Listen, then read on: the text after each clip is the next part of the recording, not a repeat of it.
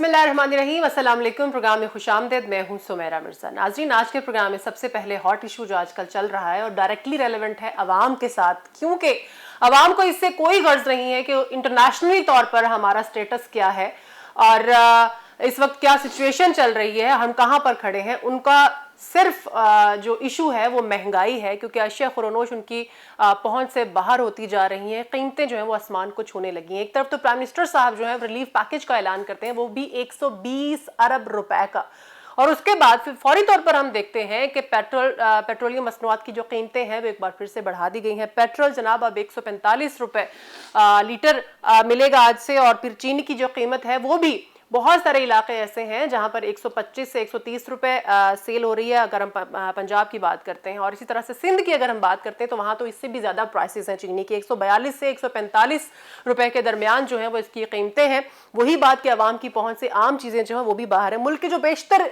इलाके हैं वहां पर भी चीनी की कीमतें 130 135 के करीब हैं, और अवाम जो है वो इस वक्त दुहाइयाँ दे रहे हैं, क्योंकि महंगाई जो है वो बहुत ज़्यादा हो चुकी है। और इसको अगर हम डायरेक्टली रिलेट करते हैं प्राइम मिनिस्टर साहब के रिलीफ पैकेज से, तो सवाल जो हमारा बनता है इस वक्त हमारे पैनल से वो यही होगा कि क्या जो 120 अरब रुपए का रिलीफ पैकेज है वो क्या अवाम के लिए, स्पेशली जो गरीब अवाम है, उनके लिए कोई सहारा बनेगा। अपने पैनल का तारुफ करवाते चलो। सबसे पहले तशरीफ रखते हैं हमारे साथ सैयद शहाबुद्दीन साहब।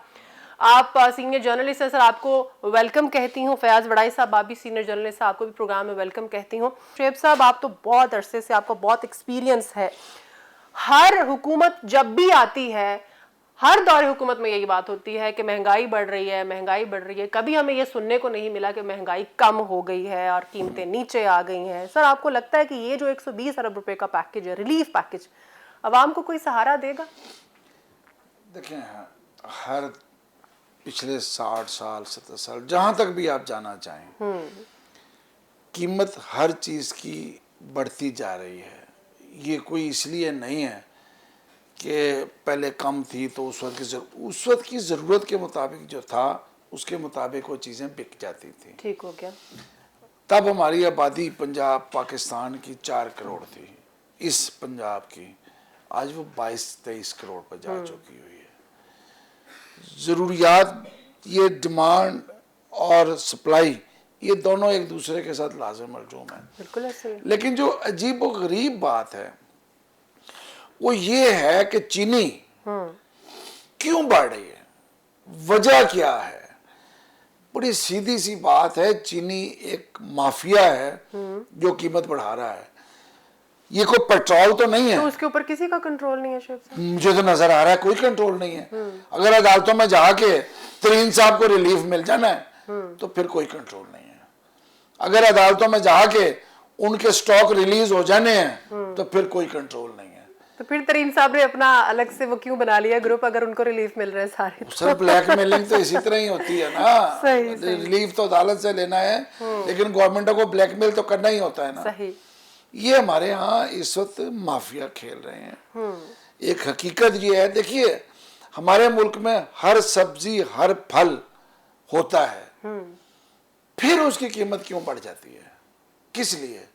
वो अचानक 50 से 150 रुपए या 200 रुपए क्यों चला जाता है? कल मैंने एक चीज देखी कि जो सेब नहर के ऊपर मुगलपुरे पर 150 रुपए था, वो अस्करी 9 के थोड़ा सा आगे जाए रेंजर हेडक्वार्टर, वहां मैंने पूछा वो 300 रुपए दे रहा था। कोई पूछने वाला नहीं है। इसका मतलब है 2 गुना कीमत पे। बिल्कुल। और जब मैंने उससे कहा कि मैं नहीं लेता तो उसने कहा 250 रुपए दे दें। अब आप मुझे अंदाजा लगाएं कि बार्गेन कहां से आ रही है। तो मतलब है ये कोई सिस्टम नहीं है जो इन्हें कंट्रोल करे। एक शख्स जो सड़क पे बैठा है, जिसने ना बिजली का बिल देना है ना दुकान का किराया देना है, वो सारा कुछ मौजें कर रहा है और वो फिर उस पर महंगाई बेच रहा है। ये गवर्नमेंट की नाकामी है इस लिहाज से कि कीमतें कंट्रोल नहीं हो रही। बाकी जहां वो आपने 120 अरब की बात की है, 120 अरब रुपया उन्होंने एहसास प्रोग्राम में जिन लोगों को चुना है, एक खास सतह से नीचे जिनकी आमदन है, जी जी, उनके लिए उन्होंने रखा है। अच्छा, लेकिन उन्हें कैसे दिया जाएगा ये मुझे समझ नहीं आ रहा। तो उनको पैसे देने का फायदा नहीं, क्या है? पैसे देना गलत है। देखें इस वक्त कीमतें आप बढ़ा रहे हैं और किसानों को 15-15 हजार रुपया दिया गया है। तो आप हैरान होंगी, मुझे मेरे एक दोस्त ने जिसका ताल्लुक देहात से है जी, उसने कहा जी वो कहते हैं सानू की फायदा पैसे असि जाइए सन पैसे मिल जान। उन्होंने कहा नहीं, आप जाएं आपको खाद मिलेगी। सही, यानी कि किसान उसकी खाद लेने को तैयार नहीं है। सोच देखें बिल्कुल कि जी मुझे 15,000 रुपए चाहिए, खाद नहीं चाहिए। वो भाई तुम्हें खाद मिल रही है तो तुम्हें क्या तकलीफ है, खाद भी तुमने खरीदनी है। बिल्कुल उन्हीं पैसों से। ये हमारे एक सोच का भी बहुत बड़ा एक मसला है। ये जो 120 अरब है ये कैसे देंगे ये मुझे समझ नहीं आ रही। ठीक हो क्यों? ये कहते हैं हम किराना स्टोर से और यूटिलिटी स्टोर से हम देंगे। यूटिलिटी स्टोर जो है वो पूरे मुल्क में इस तरह से इतनी तादाद में नहीं है बिल्कुल ऐसे कि तमाम लोगों को वो कैटर कर सके। और फिर आप ये कैसे, किस बुनियाद पे, कौन सा कार्ड है, कौन सा एहसास प्रोग्राम की अभी उनके चीजें पास क्लियर नहीं है इस बार। आपने 12-12 हजार दिए थे कोरोना में। जी बिल्कुल। आपने लोगों को बुलाया, उनका शनाख्ती कार्ड चेक किया, उनका अंगूठे से उनका बायोमेट्रिक लिया और पैसे दे दिए। ठीक है, वो ठीक है, लेकिन यहाँ आपने चावल, घी, आटा ये आप कैसे देंगे, चीनी किस तरह देंगे? ईश्वर साहब हमारा सवाल जो वो यही है कि इतनी जो महंगाई हो रही है, पेट्रोल भी, चीनी भी, आटा भी, हर चीज महंगी है, और फिर आवाम को अगर पैसे दे दिए जाएं या किसी भी मद में दे दिए जाएं, ये पैसे किसी चीज की मद में, अशा खुरोनोश की मद में, खाद की मद में किसान को दे दिए जाएं, तो एक तरफ तो कीमतें बढ़ रही हैं, तो फिर ये रिलीफ हो सकता है आवाम के लिए? ये देखिए रिलीफ बहुत थोड़ा है। 120 अरब रुपए 6 महीने का रिलीफ है। 6 माह के बाद क्या होगा?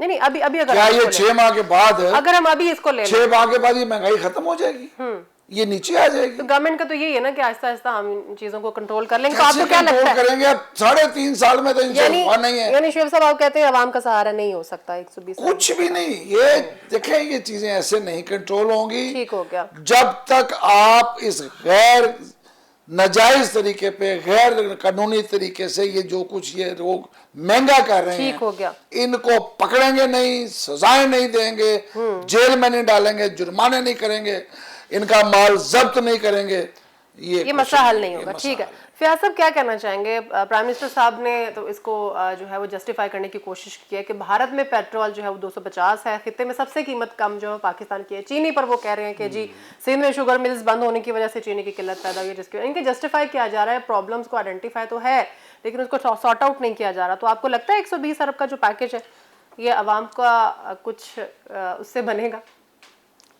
मेरा उस्तादी ये नहीं है कि आप अपने शेर को सवा शेर साबित कर दें। उस्तादी ये है कि आप दूसरे के शेर को सवा शेर बनाकर उसी पे ही नाफज कर दें। कुछ ऐसे ही खान साहब ने किया जो अपनी तकरीर की है ना, कौम के पैसे थे उनको देकर और उन पर एहसान जताने की कोशिश की है। अच्छा, सवाल ये पैदा होता है कि उन्हें तकरीर करने की ज़रूरत क्यों पेश आई? जी जी, क्या उनको पता था कि मैंने पेट्रोल भी महंगा करना और इसके साथ बहुत सारी चीज़ें दूसरी भी महंगी कर रही हैं? पेट्रोल का तो उन्होंने थोड़ा सा ऐलान भी कर दिया था बिल्कुल। या उनको नहीं पता था कि ये सब कुछ नहीं होगा और उनके साथ धोखा हुआ है? एक्चुअली खान साहब ने ये जो रिलीफ दिया है 120 अरब का, इससे 6 महीने के दौरान अगर जो अदाद शुमार जानते हैं हमारे माशियात हैं जिन्होंने इस पर थोड़ा सा वर्क किया, उन्होंने कहा कि एक ख़ानदान के एक फ़र्द को एक ख़ानदान के एक घर को बल्कि कह लेंगे कोई 150 रुपया महीना मिलेगा 6 माह तक। तो इससे क्या फ़र्क पड़ेगा? जितनी महंगाई हुई है और जिस लेवल की महंगाई हुई है कोई इससे असर पड़ सकता है? मैं समझता हूँ कि इससे कोई असर नहीं पड़ेगा। एक्चुअली बात यह है कि हुकूमत ये कह रही है कि हमने इतने अरब कमाए, इतने रिकवरी की करप्शन से, अदालतों ने भी बहुत सारे पैसे इनको जो टैक्स की मद में और जो जुर्मानों की मद में इकट्ठे करके दिए। नैब ने बड़ी शानदार कारकर्दगी दिखाई है, उन्होंने भी कोई 1500 अरब के करीब इनको पैसे इकट्ठे करके दिए। इतना सारा पैसा आने के बावजूद आवाम को आप 120 अरब देकर बड़ा एहसान कर रहे हैं कि हम आपने एक्चुअली गवर्नमेंट जो है वो लोगों के पैसे उनको दे रही है। अपनी तो कोई उनकी प्लानिंग नहीं है, कोई सिस्टम नहीं है कि हम पैसे को कहाँ से जनरेट करें। सही। हम एग्रीकल्चर को कैसे आगे लाएं और कैसे अपनी जो है एक्सपोर्ट उसको कैसे बढ़ाएं, हम सनतों को कैसे आगे लाएं। वही जो सुमेरा हम टैक्स दे रहे हैं, वही जो हम किराए दे रहे हैं, वही जो हम बिजली के बिल बढ़ गए हैं, वही जो हम गैस के बिल बढ़ गए हैं, उन्हीं पैसों को दोबारा हमें सब्सिडी दे की शक्ल में देकर हमें खुश करने की कोशिश की जा रही है, जिसका कोई मकसद नहीं है। मैं समझता हूँ कि खान साहब यू टर्न तो लेते ही थे, ये यू टर्न से बहुत बड़ा उन्होंने काम किया। इसका जो है ना मुतबादल लफ्ज़ वो जाए शेख साहब को डिक्शनरी में तलाश करना पड़ेगा, कितना बड़ा यू टर्न कि उसी वक्त आपने तकरीर किया और शाम को अभी आप घर पहुँचे हैं तो महंगाई के आर्डर आने शुरू हो गए, चीज़ें महंगी शुरू हो गई हैं, यूटिलिटी स्टोर्स पर चीज़ें महंगी होंगी, फिर आपने दोबारा उनको वापस नहीं, इसका नहीं बताया था, तेल का तो बताया था, दूसरा नहीं बताया था। उन्होंने कहा था कि चीजें अभी और महंगी होनी चाहिए। तो मैं समझता हूँ कि वो तो अब बिल्कुल क्लियर हो गए हैं, यहाँ तो वो सोच नहीं रहे, या आवाम का को जो दुख दर्द है उनके दिल में बिल्कुल ही ख़त्म हो गया है। तो या उनको सूरत बहुत ही संगीन नज़र आ रही है कि वो आवाम पर इतना बोझ डाल रहे हैं और आवाम को इस कदर इम्तहान में उन्होंने डाला हुआ है। तो मैं समझता हूँ कि ये जो 120 अरब रुपए का पैकेज है और जिसमें उन्होंने कहा कि जी हम आटा और दालें और घी, 3 चीज़ें ख़ास तौर पर आइटम जिस पे सब्सिडाइज करेंगे लोगों को, तो वो गरीब आदमी तो कह रहे हैं कि चावल को भी थोड़ा सा सब्सिडाइज कर देते ताकि गरीब आदमी दाल चावल तो खा लेता ना। तो ये बिल्कुल एक ऐसे मजाक करने वाली बात है कौम से, इसका कोई फ़ायदा नहीं है। और ये बिल्कुल ये जो पैकेज है ये किसी तरह भी महंगाई के जो असरात हैं उनको ना कम कर सकता है ना कम करेगा। और आप जानती हैं कि आज मुल्क में जो हालात हैं, लोग एक दूसरे से मिल रहे हैं तो वो सलाम करने की बजाय एक दूसरे से महंगाई का जिक्र कर रहे हैं। बिल्कुल ऐसे ही। और लोग जो बाज़ारों में और जो गरीब आदमी है या मतवसत तबका है वो तो बाकायदा रो रहे हैं। आपने मुख्तलिफ चैनल्स पे इंटरव्यू देखे होंगे, जो पब्लिक है वो क्या रिएक्शन है। खान साहब को कोई बता नहीं रहा, कोई नज़र नहीं आ रहा, शायद उन्होंने अखबार तो वैसे नहीं आ रहे और ना वो पढ़ रहे हैं, तो शायद उन्होंने टीवी चैनल्स भी देखने छोड़ दिए हैं। ठीक है। कुछ उनको समझ नहीं आ रही कि ये जो पैकेज है ये तो बिल्कुल एक आटे में नमक के बराबर में है। बिल्कुल सही। तो मेरे ख्याल में कि इस पर कोई फायदा नहीं होगा आम बंदे। अगला जो पॉइंट है वो इससे रिलेट इस तरह से करेगा क्योंकि हमने देखा है कि जब से कीमतें जो है वो बढ़ना शुरू हुई, जब से महंगाई जो है वो बढ़ना शुरू हुई है, तब से हम सोशल मीडिया पर जो आवाम की तरफ से रिस्पांस है वो ये देख रहे हैं। साथ साथ वो ये भी कह रहे हैं कि ऑपोजिशन भी जो है वो निकम्मी तरीन है, वो अपना कोई रोल प्ले नहीं कर रही है। इतना अच्छा मौका है ऑपोजिशन के पास कि वो हुकूमत के खिलाफ जो है वो कोई ना कोई एहतजाज करे, मुजाहरा करे, आवाम को अपने साथ मिलाए, क्योंकि उनके पास अच्छा मौका है। तो अब मेरा ख्याल है इस मौके को भांपते हुए अपोजिशन लीडर हैं, उन्होंने अपने बाकी जो अपोजिशन के रहनुमा उनको इकट्ठा करके महंगाई पे एहतजाज करने का या मुजाहरा करने की बात की है, प्लानिंग चल रही है। लेकिन अगर हम इसको कंपेयर करते हैं तो इससे पहले भी अपोजिशन बहुत सारे पॉइंट्स के ऊपर बहुत दफा इकट्ठी होने की उसने कोशिश की, लेकिन हमेशा से वो प्लान उनका फ्लॉप हो जाता है और वो किसी और डायरेक्शन में चल निकलता है। तो अब यकीनन ऑपोजिशन के पास बहुत अच्छा मौका है कि वो इस पॉइंट के ऊपर इकट्ठे हों और आवाम की सिंपैथी भी गेन करें। लेकिन सवाल यही है कि पिछले एक्सपीरियंसेस को देखते हुए शेख साहब, आपको लगता है कि महंगाई एक है तो बहुत सॉलिड इशू, क्या इस इशू पर ऑपोजिशन अब इकट्ठी हो पाएगी? सौदा बेचेगी, सड़क पे आएगी, तकरीरें करेगी, जलसे जुलूस करेगी, लेकिन अपोजिशन के अंदर इतनी हिम्मत नहीं है कि वो इस हुकूमत को गिरा के इलेक्शन की कोई कोशिश करे। ये अपोजिशन इसके लिए तैयार ही नहीं है। पीपल्स पार्टी सिवाय सिंध के कहीं और एग्जिस्ट ही नहीं करती। बिल्कुल। पंजाब में 2-3 दफ़ा बिलावल साहब आके वापस जा चुके हैं, उनको नज़र आ गया है कि उनके पास कुछ भी नहीं है, दाल नहीं गलनी। उन्होंने कमरुज़्ज़मान कायरा को, चोई मंसूर को हटा के ये सारा कुछ राजा परवेज़ अशरफ साहब को सौंप दिया है। उसके बावजूद भी कोई पंजाब में कुछ एक्टिविटी नज़र नहीं आ रही पीपल्स पार्टी की। मुझे ये बताइए, पीपल्स पार्टी क्यों इलेक्शन में जाए वक्त से पहले? सबसे बड़ा जो है ना सवाल वो पीपल्स पार्टी की तरफ से आता है कि अभी जो कल बात हुई है, जो इन्होंने फजल रहमान साहब ने और जनाब शहबाज शरीफ साहब ने जो बातें की हैं, जो इनके आपस में राब्ते हुए हैं, वो वही है कि हम इस्तीफे कब देंगे। बिल्कुल सही। पहले निकलने से देंगे या बाद में देंगे? ओ भाई, तुम इस्तीफे दोगे ही नहीं। सही। तुम्हारा कोई एमएनए, कोई एमपी इस्तीफा नहीं देगा, इसलिए कि किसी को भी ये 1.5-2 साल के पैसे बुरे नहीं लगते। बिल्कुल ऐसे। इनकी कमाइयां बंद हो जाएंगी। इनकी तनख्वाहें, इनके इलाज, पाकिस्तान से बाहर इलाज, उनके जो कुछ ये कमाते हैं, और सरकारी उनको तो खैर जो ठेके मिलते हैं उसमें से भी हिस्सा मिलता है। तो आपका एमएनए एमपीए जो है वो इसके लिए तैयार नहीं है, बिल्कुल सही। पार्टियां भी इसके लिए तैयार नहीं है। इनको एक मौका मिला है एक शोर मचाने का, सड़क पे आने का। पहले भी इन्होंने कोशिश की थी लेकिन ये नाकाम हुए। इनके दरमियान जाके वो जूतियों में दाल बढ़ जाती है आखिर में, जैसे पीपल्स पार्टी छोड़ के चली गई, एएनपी छोड़ के चली गई। अब ये जनाब शहबाज शरीफ साहब पीपल्स पार्टी को साथ लाने की कोशिश कर रहे हैं, लेकिन क्या पीपल्स पार्टी पीडीएम के साथ चलेगी? ये एक बहुत बड़ा सवाल है। अभी इसके जवाब आने हैं, आज नहीं आएंगे, अगले हफ्ते आ जाएंगे, चीजें नजर आ जाएंगी।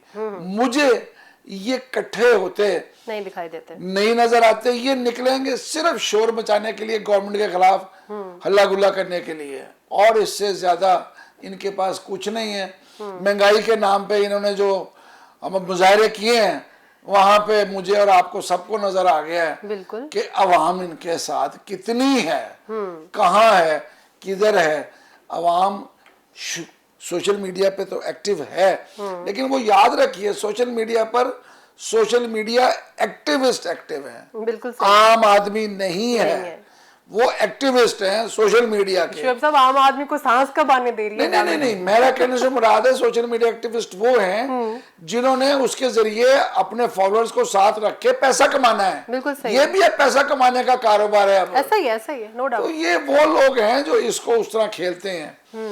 मुझे कोई बंदा नजर नहीं आ रहा इस तरह से बात करता हुआ कोई बाहर एहतजाज करता। बिल्कुल ठीक हो। फयाज साहब, अलग अलग तो मुजाहरे किए जा रहे हैं पिछले कुछ दिनों से।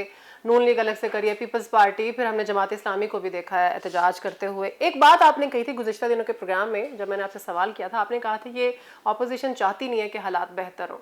ज़ाहिर है हालात बेहतर होंगे, ऑपोजिशन मुजाहरे करेगी तो हालात बेहतर होंगे और सारा क्रेडिट जो है गवर्नमेंट को जाएगा। तो आपको लगता है कि इस बार ऑपोजिशन महंगाई के नुक्ते पर इकट्ठी हो सकती है?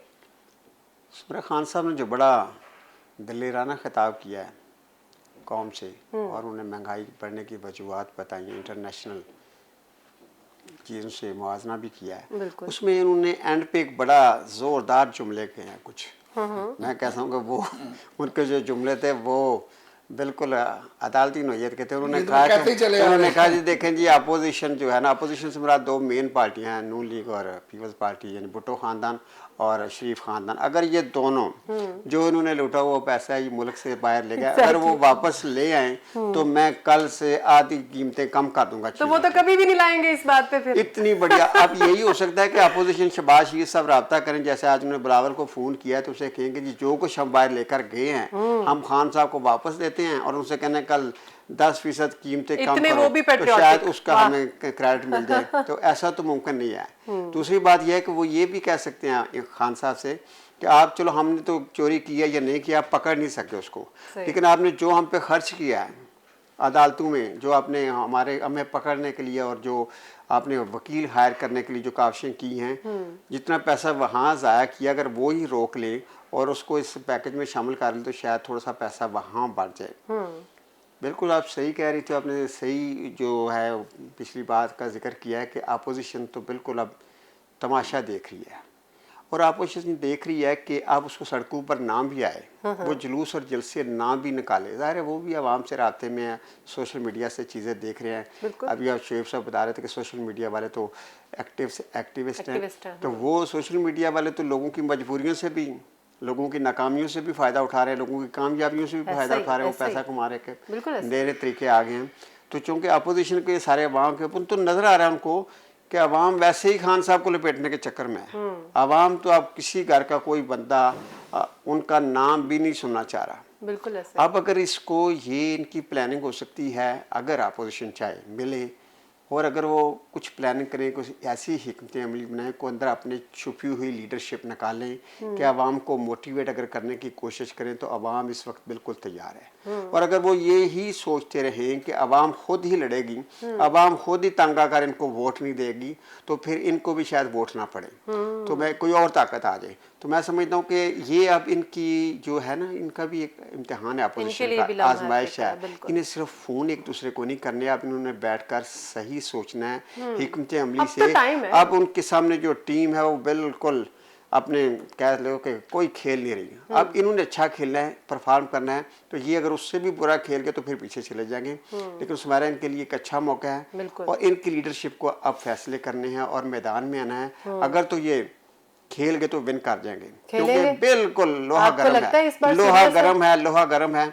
और लोहा तो गर्म है, चोट लगाने वाले पे मुनहसर करता है ना। और अगर वो इसी उम्मीद पे बैठे रहे कि वो खुद ही तबाहियों के दहाने पर पहुंचे, आपको लगता है इस बात सीरियस है ये? मेरे ख्याल में कोई लगता है कुछ हो सकता है कि वो कहीं ना कहीं उनको, अब वैसे भी उनको इशारे भी मिल रहे हैं और भी बहुत सारी चीजें हैं उनके सामने, और जो हालात बन गए हैं उनको फायदा इससे जरूर उठाना चाहिए। और मुझे लग रहा है कि अब वो इकट्ठे होंगे।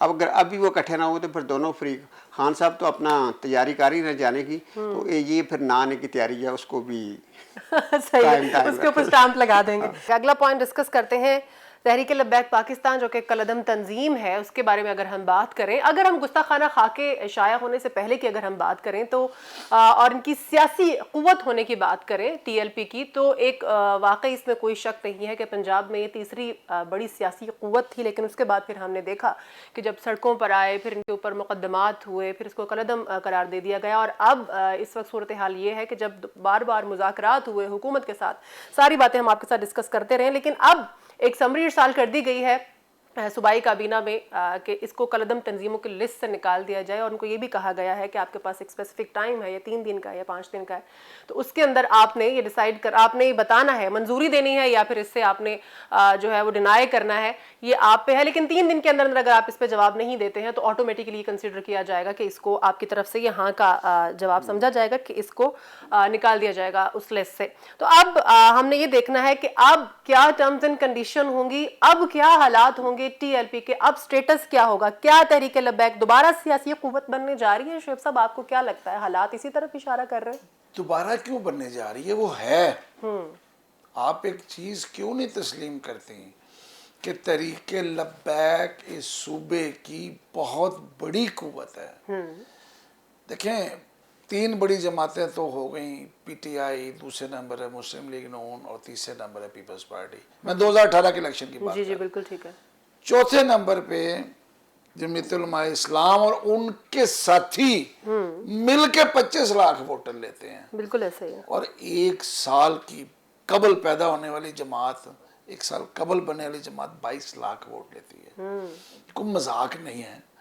अब उनको ये 5 साल भी मिले हैं, इस दौरान उन्होंने जो मर्जी हो धरने भी दिए हैं, बिल्कुल उनके बकौल उनकी लाशें भी गिराई गई हैं, वो आज भी जेलों में हैं, उनके साथ बकौल उनके बहुत ज्यादतियाँ भी हुई हैं। लेकिन मैं अब यही कहूँगा, हुकूमत की तरफ से समरी वापस लेने पे बड़ी देर की मेहरबान आते आपको कोई लाशें अब पुलिस वालों की और शहरियों की लाशें गिराने में कोई मजा आता है? बिल्कुल सही। मौलाना फजल रहमान मार्च करना चाहें तो कराची से लेके इस्लामाबाद तक सारे रास्ते खुल जाते हैं। मुफ्ती मुनीब ने भी यही कहा है और ये मकबूल जान ने भी यही कहा है कि इनका मुतालबा वो खत्म हो चुका था, फ्रांसीसी सफीर वाला। इस दफा धरने से पहले इनका ये मुतालबा नहीं था, जिसको बुनियाद बना के इनके खिलाफ चार्ज किया गया। इनका मुतालबा सिर्फ एक था और वो था साद रिजवी की रिहाई का, जो पंजाब से हो गई थी हाई कोर्ट से, और पंजाब गवर्नमेंट ने सुप्रीम कोर्ट में चैलेंज किया हुआ है।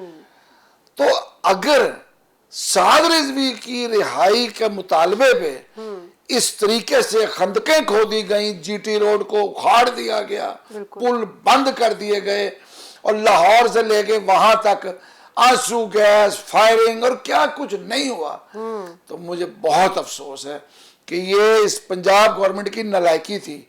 आपने कल क्या किया, आपने CCPO लाहौर को और DIG ऑपरेशन को चेंज कर दिया, नजला पर उज़्वे ज़ईफ। और भाई आपके वजीर दाखिला यानी कि होम मिनिस्टर के जिम्मेदार हैं राजा बिशारत साहब, आपके वजीर आला बुजदार साहब जिम्मेदार हैं। यहां तक हालात क्यों लेके गए?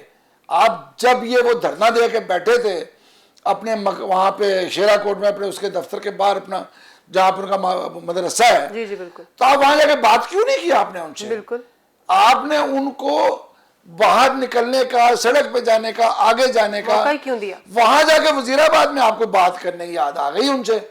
आपने साद रिजवी को जेल से भी निकाला और गैर कानूनी तौर पे, मैं गैर कानूनी कहूंगा, इस्लामाबाद ले गए जाहिर है उनसे बात करने के लिए। नजरबंद रखा। ये गवर्नमेंट जिम्मेदार है इस सारी तबाही की, और इसका जितना फायदा होगा वो तरीके लबैक को होगा, उनका वर्कर उनके साथ मजीद जुड़ेगा।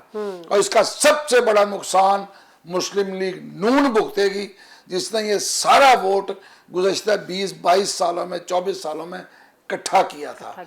ये वोट उनके पास से वापस जा रहा है। ये उनका वोट नहीं था, ये इस्लामी जमातों का वोट था जो उनके पास आ गया था। ठीक हो गया। अब ये वापस होना है, तरीके लबैक नहीं होगी तो कोई और जमात आ जाएगी। मैं आपको ये बता दूं, ये तरीके लबैक पाबंदी लगाएंगे, वो किसी और नाम से आ जाएंगे, लेकिन वो इस इलेक्शन में, अगले इलेक्शन में नताइज के ऊपर बहुत ज्यादा असरअंदाज होंगे।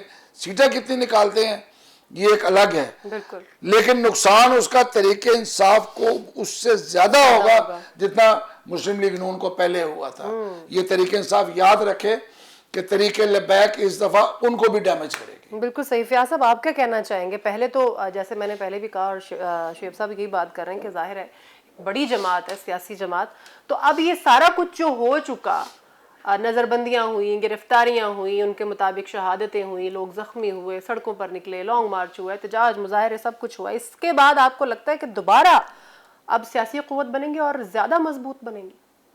हमारा शोएब साहब ने बड़ी कमाल महारत से सारा नुकसान नून लीग के खाते में फिर डाल दिया। नहीं, बाद में उन्होंने कहा ज्यादा नुकसान बाद में फिर मुझे बाद में फिर लगा तो उन्होंने कहा नहीं यार, पीटीआई को भी नुकसान होगा। उन्होंने उनकी बात बड़ी जबरदस्त है, 22 साल सारी तबाही की। हाँ जी, उन्होंने कहा कि 22 साल लगा के जो नून लीग ने वोटर बनाया उसका भी नुकसान होगा और पीटीआई को उससे ज्यादा। एक्चुअली जो हुकूमत है ना, वो उसकी पॉलिसियां कम और मुझे ना शोभदाबाजी ज्यादा लग रही है। ये सारा उन्होंने जो तरीके जो तरीके बैक से जो उन्होंने किया है अमल, गुफ्तगू का, बातचीत का, उनको रोकने का, मुज़ाकरात का, ये सारा बिल्कुल ऐसे शोभदाबाजी किया। और अब भी जो उनका लेटेस्ट मुआहदा हुआ है वो भी किसी को शरायत नहीं बताई। बिल्कुल ऐसा ही है। ना उन्होंने हुकूमती सतह के ऊपर बंदा बता रहा है, ना तहरीक की सतह पर कोई बता रहा है, और ना मीडिया को कुछ बताया गया कि क्या होने जा रहा है। लेकिन जो जो चीज़ें सामने आ रही हैं, लगता है कि ये चीज़ें मुआहदे का हिस्सा। बिल्कुल ऐसा ही। 800 कारकुनान को रिहा किया गया। तो उनको जो मेन ये जो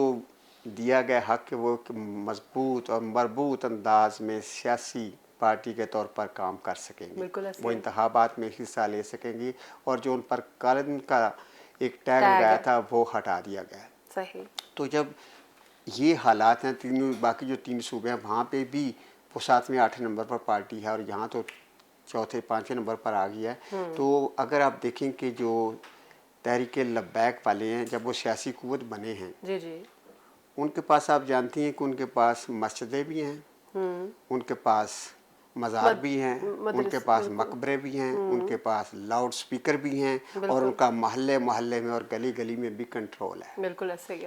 ये सियासी कुव्वत से भी ज़्यादा पावरफुल होंगे, और उन्होंने साबित भी कर दिया है, किसी को जरूरत नहीं होगी बात करने की। बिल्कुल ऐसे ही। तो ये जो अगले इंतखाबात आ रहे हैं, या जो अगली सिनेरियो में जो तहरीक लबैक का किरदार है, अगर इस मायदे की शराइत के तहत जिस तरह चीज़ें हमें सामने हो रही हैं, और वो कंप्लीट तमाम मुकदमात से भी आज़ाद हो जाते हैं, और सियासी अपना मैदान में पूरी कुव्वत के साथ काम करने की उनको इजाज़त मिल जाती है, तो फिर बहुत सारी नज़र आ रही है, जो नज़र आ रही है, तो फिर ये सही उन्होंने कहा कि नून लीग को तो नुकसान होगा ही, पीटीआई को भी बहुत सख्त नुकसान होगा, और दोनों फिर हाथ मिलेंगे कि हमने ये किया क्या था, और फिर वो जो मुतालबे इनके सामने आएंगे वो मानने पड़ेंगे।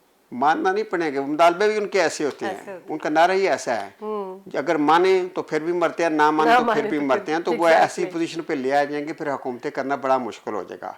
तो वो एक सियासी कुव्वत तो हैं, और वो बल्कि मैंने कह दिया ना कि सियासी कुव्वत से भी थोड़े से आगे हो चले गए हैं, क्योंकि हौसला बढ़ गया कि उन्होंने 2-3 दफ़ा हुकूमतों को घुटने टेकने पर मजबूर कर दिया है। तो बाकी यह है कि देखें अब आइंदा अगर उनको जब ये इजाज़त मिलती है सियासत में आने की, तो उनके जो लीडरशिप है, जो उनके उलमाए कराम हैं जो उनको लीड कर रहे हैं, वो इसको किस अंदाज से आगे चलाते हैं और अगले इलेक्शन में उनकी क्या पोजीशन है, ये बात ज़रूर आपको माननी पड़ेगी कि वो अब एक सियासी कुव्वत हैं। हुकूमत अपनी नाअहली और अपनी जो कमज़ोर हिकमत अमली है उसकी वजह से अपना वोटर तो साथ ही साथ गंवा ही रही है, लेकिन जो ऑपोजिशन जमातें हैं उनके अंदर भी उनका वोट बैंक जो है वो इंक्रीज़ होता जा रहा है, सिर्फ और सिर्फ इनकी वजह से। बहुत शुक्रिया सारे पैनल का। सैयद शहाबुद्दीन साहब आपका बहुत शुक्रिया डिस्कशन के लिए। फैज़ वड़ाई साहब आपका भी बहुत शुक्रिया। आज के प्रोग्राम से इतना ही। अपनी होस्ट सुमेरा मिर्ज़ा को इजाज़त दीजिए। अल्लाह हाफ़िज़।